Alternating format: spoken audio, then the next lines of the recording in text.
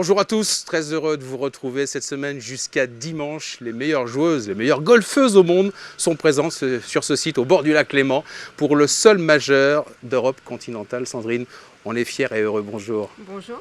Super t-shirt, hein, je dis ça. On n'y reviendra pas, mais je suis obligé de le dire. Pourquoi? C'est le In Progress qui vous dérange? Ouais, non, la championne, c'est sûr. Chef-d'œuvre en péril, plutôt. La championne, c'est sûr.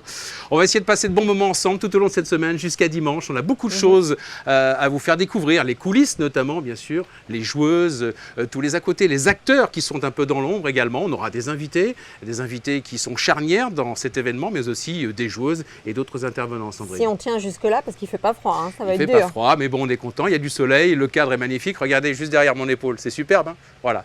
Tout ça pour vous dire qu'on est heureux de vous recevoir, de vous accueillir. On sera tous les soirs sur les réseaux sociaux, dédiés évidemment à ce tournoi de l'Amundi Evian Championship. Et on aura plaisir à vous retrouver avec nos indiscrétions et nos coulisses. On a tout de suite avec nous deux invités incontournables de cette épreuve, le président et le vice-président. Voilà, monsieur Franck Ribou et monsieur Jacques Binger. Bonjour. Heureux de partager cette semaine avec vous. Alors, on a une première question, puisque en ce moment, vous le savez, vous suivez comme nous l'actualité du golf, on parle beaucoup d'argent. Est-ce que c'est bien, est-ce que c'est pas bien? En tout cas, on en parle. Mais ce qui est une chose sûre, c'est que cette semaine, la dotation est exceptionnelle.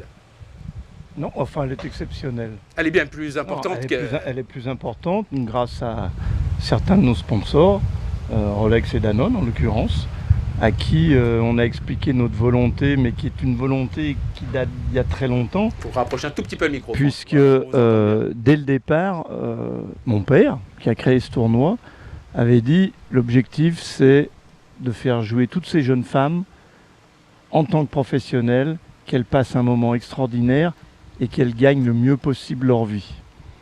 Et il est vrai que quand on regarde, pas les stars, peut-être pas celles qui sont là, mais c'est quand même un sport féminin, le golf féminin, où ça rame un peu.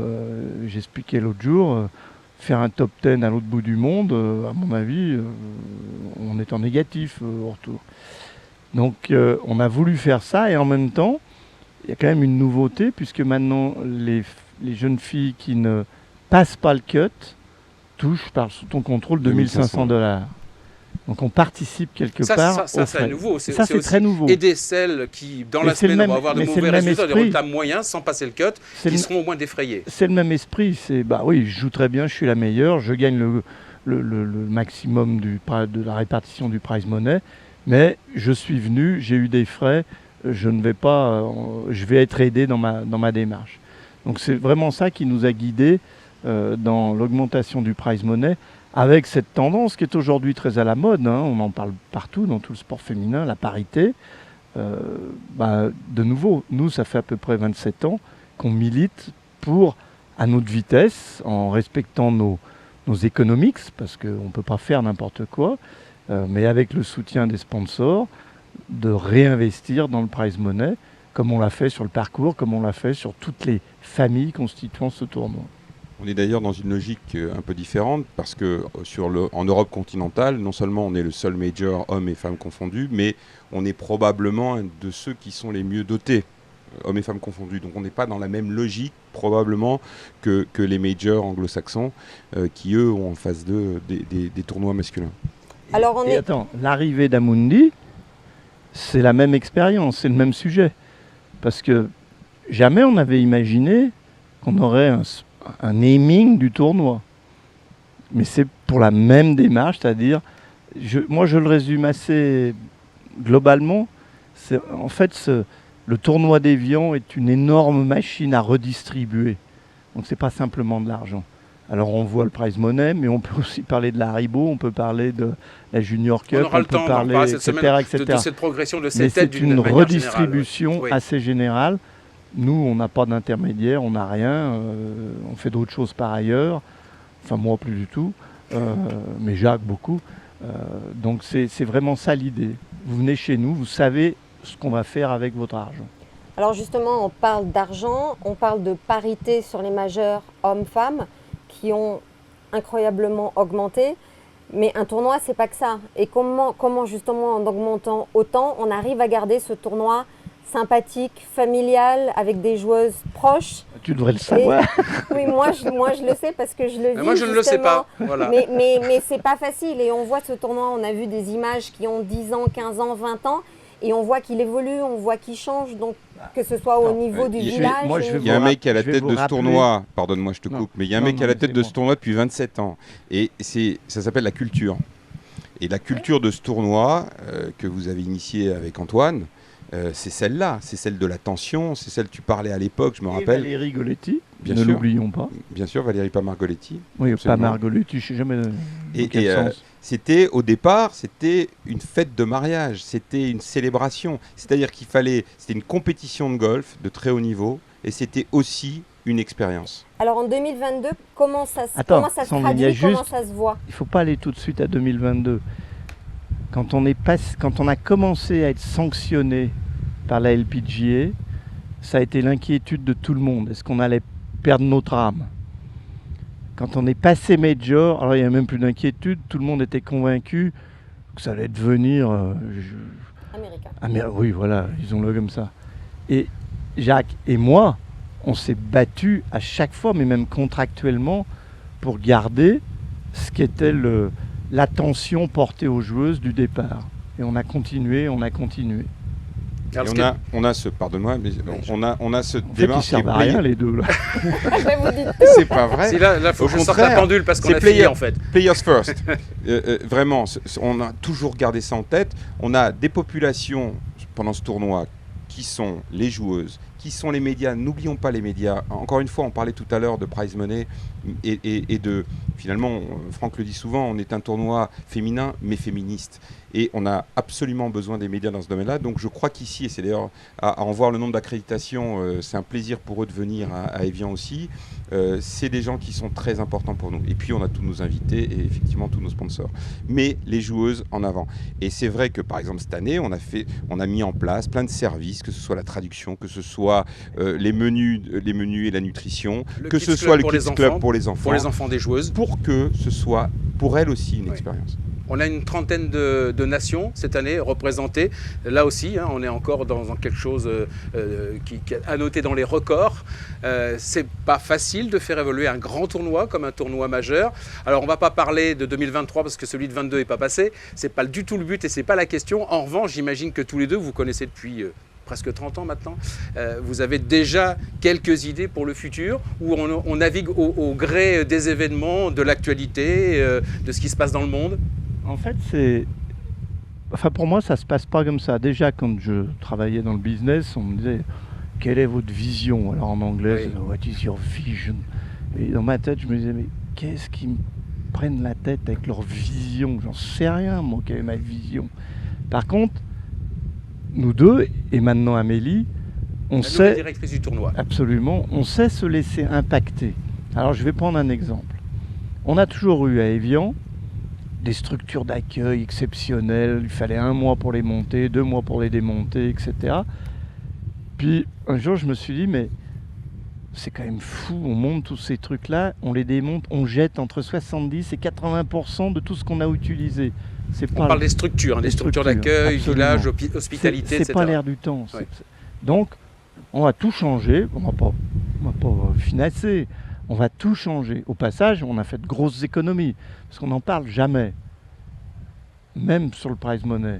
Mais ça dépend aussi de comment on gère, au sens compte d'exploitation. C'est-à-dire que personne dans ce tournoi ne peut engager une somme de 5 000 € sans qu'on ait validé. Parce que c'est vraiment une multitude de lignes, une multitude de choses.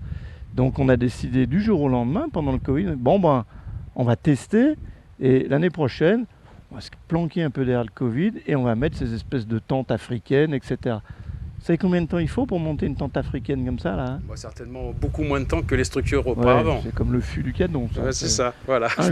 Un jour. Et puis la même auparavant, journée c'était pour combien, démonter. Franck? 1 mois. 1 mois, oui. Et puis plus le démontage. Le gazon était tout pourri en dessous, alors ça demandait d'autres investissements. Donc on réagit à ce qui nous entoure. C'est pareil. Il fait très très chaud, tout le monde le dit. Mais ok, on a compris, c'est comme ça que ça va être dans les années qui viennent. Peut-être pas tous les ans, mais il y a vraiment de chances qu'on se prenne ça tous les ans. Donc c'est pour ça qu'on a changé tout le système d'arrosage, où on mesure l'hydrométrie dans les greens, sur les fairways, les avant-greens, pour pas gâcher de l'eau. c'est aussi pour... On sait qu'il va plus y avoir de produits chimiques, donc il va falloir faire des travaux mécaniques. Donc on a passé la matinée avec Adrien, avec une Qui sera notre invité tout à l'heure, le chef des Greenkeepers, l'homme orchestre. D'appareils agricoles, de tondeuses, etc., pour comprendre ce que ça va devenir. Donc en fait, c'est pas une vision, c'est juste, attends, il va y avoir ça, il va y avoir ça, il va y avoir ça. Je donne un exemple, il y a une espèce de wetland devant le green du 16. Bah, pourquoi pas remplir tout ça d'eau? Parce qu'il nous faut des réserves. Parce que ici, l'hiver, il pleut quand même. Hein. Oui, heureusement. Heureusement, on en a un peu besoin. Oui. Donc voilà, en fait, le processus, c'est celui-là. C'est pas d'inventer quelque chose de nouveau pour inventer quelque chose de nouveau. C'est se laisser porter par tout ce qui se passe autour de nous, dans notre écosystème. Tiens, pour énerver le journaliste, bon, il y a le livre. Il y aura un livre féminin ou pas?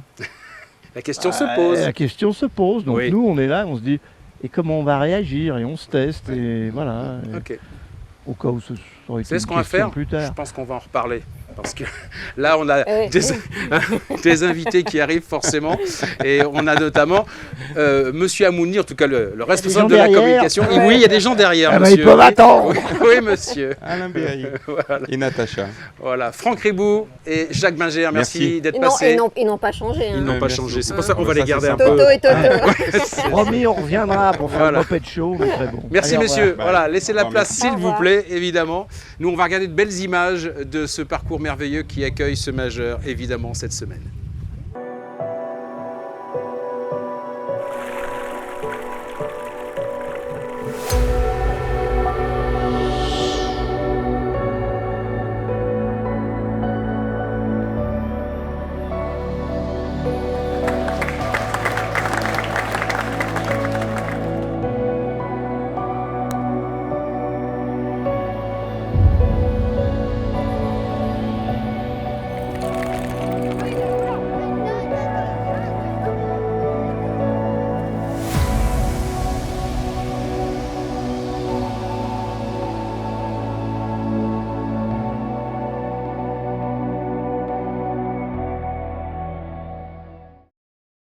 Sous une chaleur écrasante, quelques belles images tournées de cette édition 2022. Vous l'avez reconnu? Oui, bah oui, je l'ai reconnu, un grand joueur. Comment il s'appelle? Il s'appelle Bastian. Bastian et le nom, vous allez me le dire. Schweinsteiger. Bien. Ah, je me suis Voilà, empruntée. non, mais vous le faites mieux, bien mieux que moi. Voilà, ancien joueur allemand évidemment, Du Bayern. du Bayern entre autres. hein. Ma culture. Oui, exactement. Alain Berry est avec nous, mesdames et messieurs. Alain, bonjour. Bonjour Christian, bonjour Sandrine. Bonjour. Vous êtes le directeur de la communication d'Amundi. Absolument. On s'était vu l'année dernière parce que Amundi venait d'arriver, main dans la main avec Evian pour créer un bel avenir, déjà un beau tournoi l'an passé et cette année. Donc il y a eu un an de filtres, de réactions, de retour sur la première édition, un mini bilan, quelques secondes sur entre ce qui s'est passé l'an passé et ce qui se met en place cette année. Bah, écoutez, C'est la continuité? on est complètement effectivement dans la continuité. On va dire que le bilan l'année dernière était extrêmement positif malgré le contexte, hein, puisque quand sortait même du le tournoi, Covid, on sortait, on Juste, était oui. vraiment dans la limite. Ça a été extrêmement compliqué en termes de préparation pour toutes les équipes et aussi pour tous les sponsors. Hein, mais le tournoi s'était très bien déroulé. Et je pense que cette année, bah là, on bénéficie d'une édition complète qui s'annonce extraordinaire, j'ai envie de dire, en termes de météo, comme on le disait tout à l'heure, et puis en termes de plateau de joueuses, pardon. Donc c'est magnifique. Vous aimez les femmes? On le, Oh là. sait, on le sait maintenant. Le sujet Amundi aime les femmes. Merci Sandrine. Mais le groupe Danone, Evian aussi. Mais il y a aussi les jeunes. Vous croyez dans les jeunes. Vous avez un team Amundi. Vous avez créé un team Amundi Europe, un team Amundi USA, un team Amundi Asia. Est-ce que vous pouvez nous en dire un petit peu plus? Mais écoutez, je crois qu'on en avait parlé un peu l'année dernière. Je C'est vous avais exact. fait Ça a un évolué. peu en Ouais. avant-première, enfin pas en avant-première, mais en tout cas dire qu'on avait de grandes ambitions et qu'on voulait vraiment accompagner, au-delà du sponsoring des tournois, l'accompagnement des jeunes joueuses. Et la team Amundi, elle a cette vocation, à accompagner des joueuses en devenir, les faire progresser, les aider à étoffer leur structure, à développer leur golf et évidemment à progresser et éventuellement à continuer sur le circuit américain. Et l'année dernière, on sortait tout juste de l'annonce de la Team Europe, effectivement, avec 5 joueuses. Et en début d'année, un peu comme on se l'était promis d'ailleurs, on a créé la Team US avec des joueuses donc présentes sur le circuit américain et notamment une Française, Agathe Lenné, qui avait obtenu brillamment son droit de jeu, on va dire, pour l'année. Et qui joue cette semaine. Et qui joue cette semaine, et qu'on a accompagné ce matin. Et donc ça, c'était une grande nouvelle sous l'égide de nos équipes aux États-Unis. Et là, hier, on a annoncé la création de l'Amundi Asian Team, et là pour le coup c'est encore des plus fortes ambitions puisqu'il y a 7 joueuses, on a plusieurs pays représentés, ça a été une grande histoire, une grande discussion pendant toute l'année avec nos équipes à la fois au Japon, en Chine, à Hong Kong, à Taïwan et en Thaïlande. Donc, on vous voit voyez, cette volonté de développement sur l'Asie parce que ça correspond complètement au développement de votre entreprise, mais il y a aussi l'Europe puisque vous avez créé des tournois en Europe, des tournois dont on parle de plus en plus. Absolument, ça vous avez raison de le dire. Pourquoi sur l'ensemble des territoires? Parce que Amundi est présent sur tous les territoires dans le monde. Et au niveau des tournois, on avait dit aussi qu'on essaierait d'accompagner des tournois de moins grande envergure, mais qui étaient quand même sur la partie européenne. Et franchement, on a discuté pendant 6 mois sur l'organisation d'un tournoi en Allemagne. Et je pense faire bénéficier d'un retour du tournoi du LET en Allemagne avec un plateau de joueuses allemandes qui est extrêmement ambitieux, c'était une très belle réussite. Voilà, important. Qu'est-ce qu'on peut vous souhaiter de plus maintenant que ces étapes, que ça se construit justement et que Evian, comme l'ont dit Franck et Jacques, fait partie des majeurs, qu'on monte, ça continue à monter. Est-ce qu'on a atteint le plafond ou est-ce qu'on peut encore aller plus loin? Je deviens un petit peu gourmande. Il y a plusieurs ambitions. Il y a continuer à accompagner effectivement ce tournoi majeur d'Evian qui est la grande vitrine, et continuer d'accompagner les jeunes. Ces actions, elles fonctionnent si elles s'inscrivent dans la durée, c'est-à-dire on va continuer à les accompagner. Ces équipes, maintenant on arrive, quand je cumule tout ça, 15 joueuses sur l'ensemble des territoires, avec des connexions, des joueuses qu'on va essayer d'inviter dans différents tournois et de se faire connaître. Et la Team Europe, qui est la plus ancienne, a déjà aujourd'hui, je dirais, un attachement, à se rencontrer et à vivre ensemble. Et je crois que vivre sur le circuit, c'est difficile. Et donc, la team Amundi, d'une certaine manière, à l'intérieur de l'équipe, permet de vivre encore mieux la vie sur le circuit. Voilà, merci en tout cas, Alain, de ce que fait Amundi pour les jeunes, notamment, on le sait, on cherche des solutions souvent, vous en avez trouvé, on vient de le prouver. On va vous libérer et pendant que vous partez vers de nouveaux horizons, on va regarder 2 jeunes filles, justement. On n'en a pas parlé, effectivement. Voilà, on va les découvrir, qui sont évidemment dans ce team Amundi. On va découvrir leur histoire en quelques minutes. C'est parti. Le golf, c'est un peu le résumé de ma vie maintenant. Mon rêve ultime, ça serait de devenir professionnel et de jouer sur le LPGA. Et du coup, de tout donner pour atteindre cet objectif. On fera beaucoup plus face à des échecs que de la réussite au golf. Et quand il y a de la réussite, c'est vraiment une grande satisfaction de savoir que le travail paye. Je m'appelle Tsar Ralamboresson, j'ai 19 ans, j'habite à Grenoble et je joue pour le Golf Club de Lyon depuis 5 ans. Je m'appelle Inès Andaël, j'ai 19 ans et je joue au golf de l'après La Rochelle, donc au nord de La Rochelle. La plupart de mes amis ont commencé, ils avaient 5, 6, 7 ans. Et moi j'ai commencé, j'avais 12 ans. Ça a été tout de suite avec des joueuses qui étaient plus fortes que moi, donc j'ai toujours dû un peu me surpasser. C'est pas pour autant que j'ai perdu la motivation et à un moment donné ça a marché et puis du coup j'ai gardé espoir et je m'entraîne tout le temps.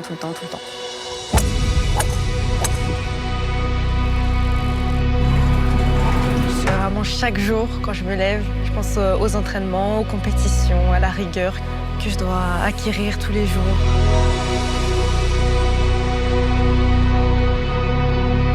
J'ai fait des compétitions plus importantes avec les championnats départementaux, régionaux, les qualifications pour les championnats de France et d'autres compétitions internationales.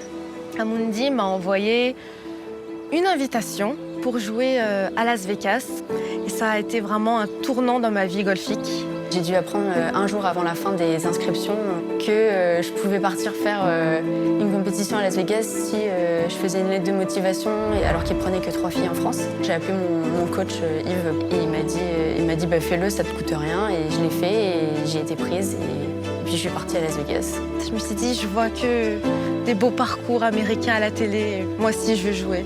Je veux faire partie de ces grandes joueuses. On a été dans la même chambre là-bas. On a beaucoup rigolé, on chantait, on dansait, on essayait de s'aider un maximum et puis non, franchement, ça s'est super bien passé. Et j'ai fait aussi mon premier podium, donc vraiment top. Je sais que Inès est beaucoup plus puissante que moi Et en plus, la puissance, c'est ce que je recherche. Mais en contrepartie, je trouve que je suis plus précise. Niveau petit jeu, putting et attaque de green. En fait, ça a tout changé. Je savais déjà que je voulais partir faire mes études aux États-Unis, mais j'ai eu d'autres contacts avec les universités, notamment Missouri Western States University. Et du coup, j'ai décidé de signer avec eux et d'aller là-bas et d'essayer de m'épanouir, mais ça va marcher. Et c'est grâce à Amundi que j'ai pu signer aux États-Unis dans une université en première division. Je pense que si j'avais pas fait la compétition, l'Amundi Évian Senior Showcase, j'aurais pas eu l'opportunité de pouvoir partir dans le Missouri, avoir cette bourse pour pouvoir étudier là-bas et faire du golf. On n'étudiera pas dans la même université avec Inès, donc forcément nos chemins se sépareront là, mais j'espère bien la retrouver dans une compétition et je l'espère professionnelle.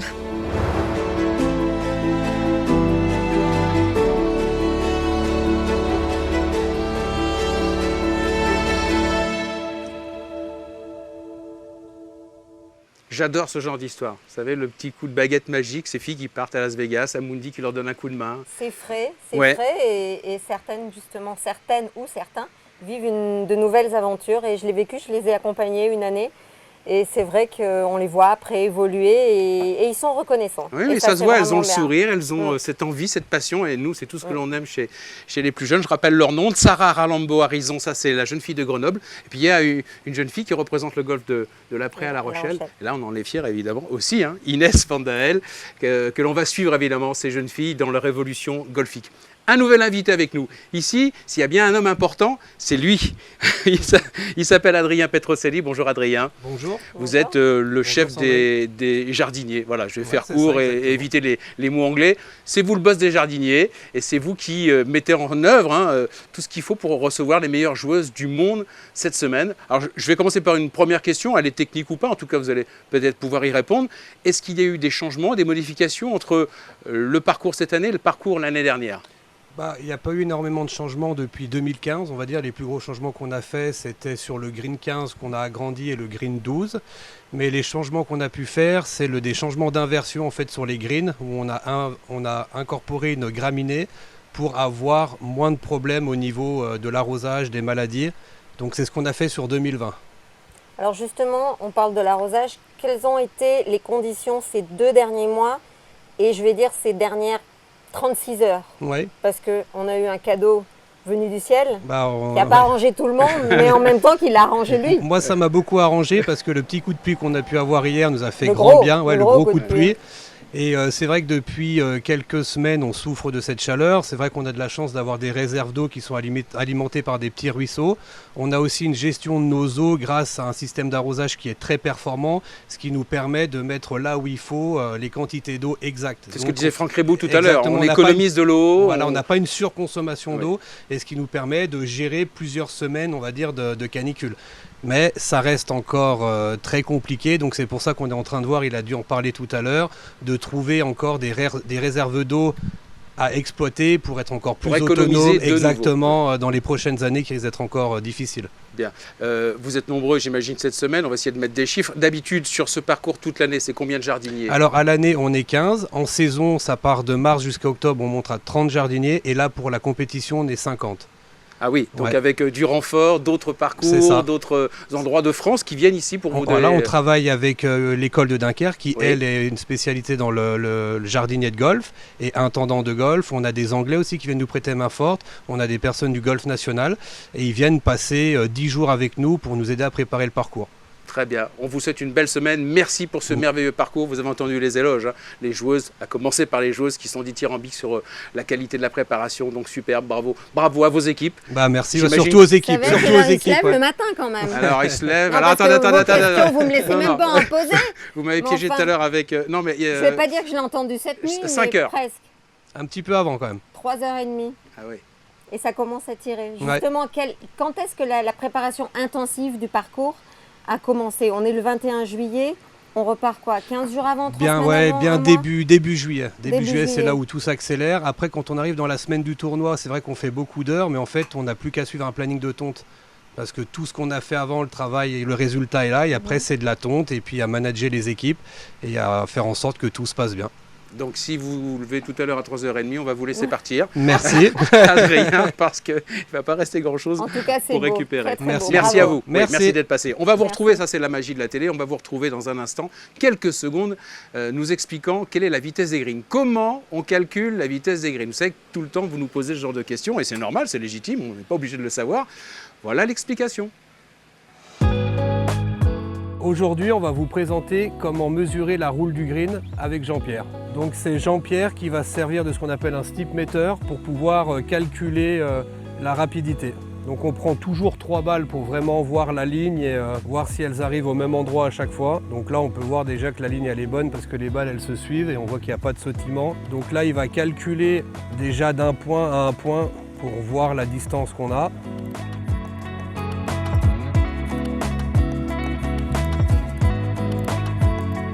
Donc là, il a repris la distance du deuxième point jusqu'à son premier point. Dans un sens, on avait 3,80, dans l'autre sens 3,40, donc on est à 7,2 divisé par 2, on est à 3,62 roules. Donc là, on sait que c'est une indication pour les joueuses. Elles savent que les greens roulent à 3,60, donc ça leur permet de travailler leur putting. Voilà, avec ce sujet, vous savez exactement comment on calcule le roulement de la balle. On dit dans le jargon la roule de la balle. C'est un 12 euphémisme, mais voilà. Effectivement, 3,60 m, ça commence à rouler, Sandrine. Bah, surtout quand vous êtes en descente vers le lac. Parce Vers que le je vous lac. rappelle, je ne commente plus, mais je vous rappelle que le grain est vers le lac. Alors il y en a de moins en moins parce que les greens sont somptueux. On a l'impression qu'ils sortent de chez Saint-Maclou et qu'on a déroulé. C'est ça. Mais c'est magique. Et Adrien, on l'avait là, a fait un travail avec ses équipes absolument incroyable. Par contre, vous pouvez jouer évidemment toute l'année. Il y a bien sûr cette période de majeur, mais vous pouvez venir l'été. Même à l'automne, c'est super parce qu'il y a de très belles couleurs. On va évidemment évoquer le sujet d'actualité partout en France, golf et hors golf, c'est la chaleur, les fortes chaleurs. Alors évidemment, on a invité tous les spectateurs qui viennent ici cette semaine, ils sont nombreux, à s'hydrater, à se protéger avec de la crème, à faire attention évidemment là où ils s'exposent toute la journée. On ne sent pas forcément la déshydratation et puis pas mal de précautions à prendre. On va vous montrer quelques belles images qu'on a enregistrées hier lors du programme et il y a eu pas mal de souffrance quand même.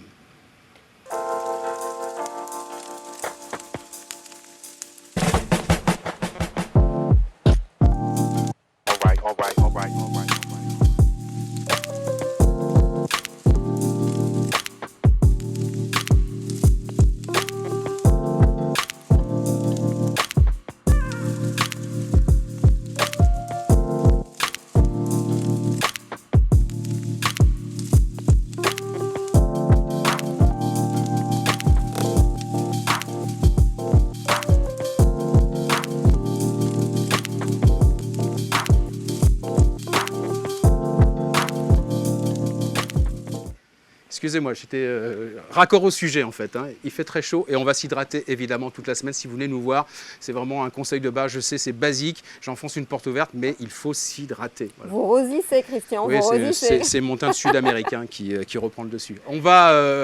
J'aimerais qu'on fasse focus sur une joueuse dont on va beaucoup parler cette semaine. Une joueuse qui forcément, puisqu'elle est en grande forme en ce moment, jouait un beau tournoi. On lui souhaite. C'est celle qui s'est imposée pour la première fois en majeur l'année dernière. Minjee Lee, l'Australienne. Minjee Lee, c'est la carrière d'une championne. Elle est arrivée à Perth, en Australie, dans les années 90, quand ses parents sont partis de Corée pour s'installer sur le continent australien. Son frère, Min Woo Lee, également, est un très bon joueur. Sandrine avait gagné notamment le Scottish Open sur le Tour européen l'année dernière. Et Minjee Lee était folle de joie de remporter ce premier majeur l'an dernier en play-off, avec de belles images que l'on voit. C'est une joueuse sur laquelle beaucoup de gens parient car elle a un bel avenir et elle est, apparemment, c'est vous qui pourrez me le dire, un jeu complet. Effectivement, un jeu complet et elle a continué sur sa lancée puisqu'en 2022, elle a gagné l'US Open, le plus gros chèque, puisqu'on parlait d'argent et de parité homme-femme, le plus gros chèque jamais remporté pour un majeur par une femme. Voilà, et elle continue, elle est dans le top 3 mondial, donc parfois elle est 1, parfois elle est 2, parfois elle est 3. Il y a c'est un peu la bagarre avec Nelly Korda en ce moment, avec, oui, absolument, entre avec autres. 3 joueuses. Et voilà, donc cette semaine, un nouveau majeur et ça va être le moment ou d'avancer ou de stagner, enfin on va voir. Très en forme. Premier majeur gagné l'année dernière ici, elle en a gagné un autre il n'y a pas longtemps, l'US Open. Elle a même failli en gagner un 3e avec le PGA. Bref, elle est chaude bouillante. Là, elle a commencé un petit peu doucement, -1 aujourd'hui, mais tranquille, la route est encore très très longue. Très bien, on va parler également des Françaises. On vous retrouvera demain pour faire un point sur tout ça. Notre point quotidien à partir de 22 h tous les soirs sur les réseaux, mais aussi bien sûr Facebook, YouTube. Vous allez nous retrouver très aisément sur le site de Amundi Evian Championship. On se retrouve demain, Sandrine? À demain. Oui, on va se mettre au frais. Bonne soirée à tous.